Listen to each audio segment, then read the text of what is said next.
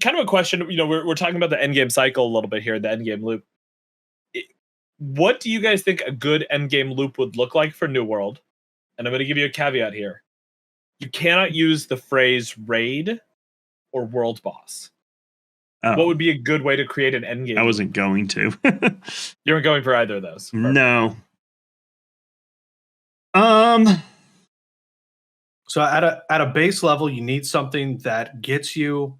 This doesn't answer your question directly. I'm just kind of like talking through it a little bit, and then I'll let Bard go as I kind of think about it. But at a base level, to me, a good in-game loop in any kind of MMORPG is also one that uses the full extent of the map. And so having something that has me go back to, was it First Light, First Dawn, whatever it's called, or Monarch's Bluff, force me to go back to these areas that I probably wouldn't have gone to, keep those areas relevant, or else a majority of your map is not relevant, and you have overpopulation at the beginning and overpopulation at the end. Yeah. So at a base level, I like that needs to happen. Go ahead, Bard. I think for me, it would be not being able to turn off PvP. I think that would be a huge one. If everyone was open world PvP, obviously you can't attack your own faction. I think you shouldn't even be able to walk into the enemy town without being attacked, right? There should be no safe zones in this game. I think it should be full world PvP, no safe zones. And that way, if you want to use these high level crafting stations, that's the other thing too, making sure that there's a limit on what you can produce. So one node or whatever you want to call it, hamlet, can't have every single crafting station maxed, right? You have to pick and choose like 2 or 3 that you're going to end up with max level. That gives you something to fight over, right? The only issue I see with that is with the faction system, you need to be able to transfer between factions and things like that, because with a cooldown or something, because otherwise one faction will dominate and then it'll become no fun. So playing like that would be a lot of fun, but I don't know how you keep the server population healthy and keep it from one faction just taking over and winning and everyone else because the power creep at that point, when your faction has, this many different, hamlets that all have everything you need to create the max stuff. So I don't know how to answer that problem, but that to me, you wouldn't get to endgame. How long would it take you to get to max level if you had to fight over every single little thing, right? And then what I would say is make the starter hamlets not ownable by any faction. So you can come in to any, as anything, and those are just big PvP zones. Then as you branch out, they start getting owned by factions. I think that, to me, that wouldn't solve the end game. Well, it would solve the end game loop, because you're it would just take you so long to get to that end game, right?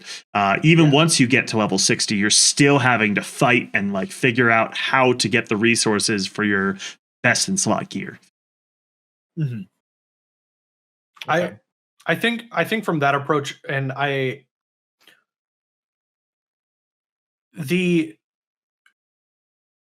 to me, PvP is not a solution to in-game loop. Now, PvP is one of the things that you do in addition to the loop. It might be the reason why you participate in the loop. Mm-hmm. But and again, this is I'm sure is just purely just from my own perspective how I've played games in the past. But even if I look at other games that have been primarily PvP focused, that is the focus of the game, without a doubt. They do not have as successful or well-populated servers as most games. EVE Online, very different story, right? There's obviously outliers in any example. But I think in an MMORPG, and maybe that's kind of the key thing here is, EVE is essentially a PvP sandbox in space, right? It's essentially a sandbox. You're creating your own colonies, you're creating your own ships, you're doing all that stuff. That just happens to be in space. But when it comes to an MMORPG, and I think once you tag it with RPG, you're looking for story elements, which means you're getting kind of boss fights. And I know you said you didn't wanted us to go through this without saying raid or world boss. And I'm not saying that that's part of that needs to be part of the loop, but I think that those aspects in the game would help create a better environment in the game, as well as with what Bart is saying. But as far as I don't think we need to come at it from the approach of how do we remove the loop. I think it's how do we create a good loop, because any MMORPG I do think needs to have a successful loop, whether that's player driven or whether that's developer driven.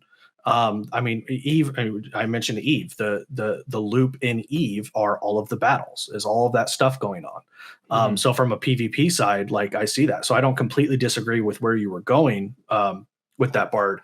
I just think predicating an RPG off of the idea of PvP is a little bit. To me, that world boss and that dungeon are resources, right? An instance dungeon, not so much, unless there's like a lockout, maybe.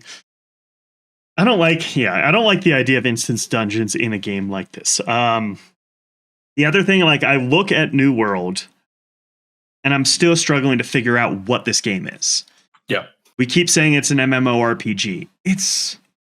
But is it a sandbox? Is it a theme park? Is it an action RPG? It's some weird mix of the three. Is it a survival game, actually? It's got elements of all four of those, but doesn't mix them well, and it doesn't do anything that well. And, once again, this is speculation, right, guys? We haven't gotten into it. We haven't seen the endgame loop yet. This is from what we've actually seen. But as I said, right now, there's no incentive to turn PvP on when you're in the world. Literally zero. You don't get anything from it. And that, to me, ruins a sandbox game. Well, and I think that comes from, I mean, here we don't know their direction, because honestly, they don't know their direction, because I mean, we've talked about this in other shows where it's they haven't had a clear direction really from, maybe they did on day one, because what New World was supposed to be versus what it is now, they had clear direction then. And then they listened to a lot of the community, which I think is fine. But they kept trying to they either needed to say, screw you, community, we're building the game that we want and we hope that you like it, or they needed to abandon what they wanted, and because what they wanted at the beginning was so different than what the community wanted. And I think that they tried to integrate those two things together. I'm not saying every game development should have this approach. What I'm saying is that based on where New World started and the type of game that they were trying to create, they were trying to create an open world sandbox MMO with some RPG-esque elements. Most sandboxes have an RPG-esque element to it, right? Like a leveling system, a gearing system, maybe some attribute points to throw in here and there. But then I feel like they got a lot more into the story and a lot more into the RPG side of stuff than maybe they initially intended. And then with that came the expectation of dungeons, probably because of WoW and other games like it. And so they went from one style of a game to another, but they never fully transitioned to that new style. So it's just, I don't know, like it's definitely going to be interesting, because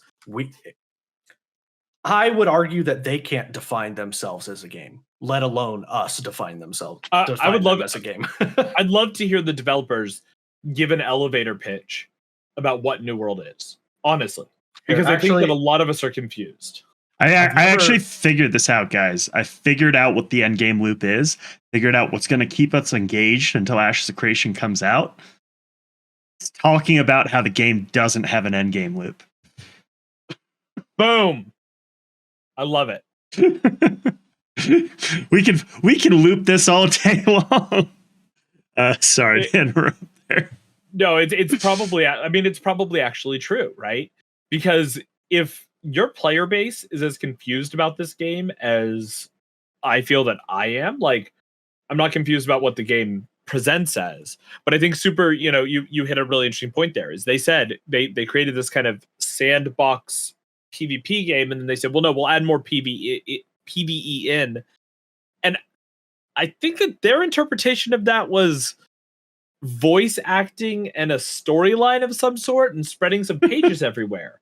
And okay, we'll throw some dungeons in there. I don't think that they actually understand what people are looking for in a PvE style game. And that it's certainly not Super Sandbox.